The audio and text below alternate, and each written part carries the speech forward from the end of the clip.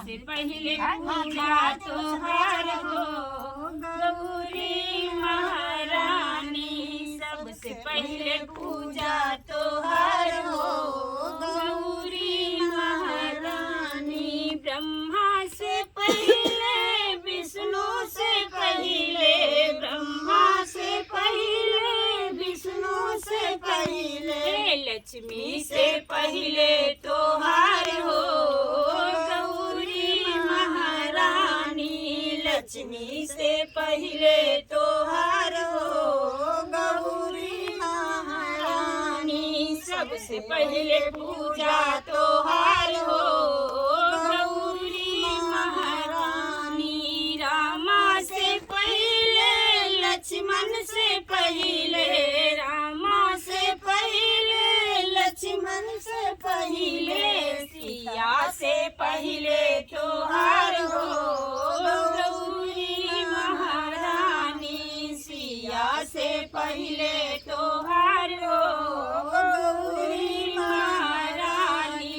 सबसे पहले पूजा तोहार हो गौरी महारानी।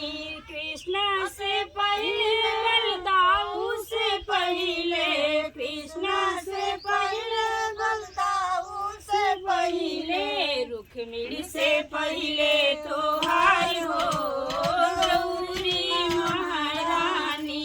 रुक्मिणी से पहले तोहार हो गौरी महारानी।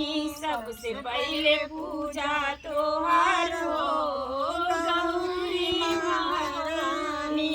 धरती से पहले आकाशों से पहले, धरती से पहले आकाशों से पहले, अंबर से पहले तोहार हो गौरी महारानी। अंबर से पहले तोहार हो गौरी महारानी।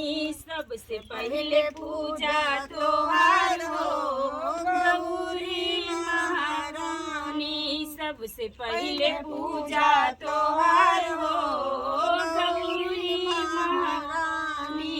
चंदा से पहले सूरज से पहले, चंदा से पहले सूरज से पहले, तारों से पहले तोहार हो गौरी महारानी। तारा से पहले तोहार हो गौरी महारानी। सबसे पहले पूजा तोहार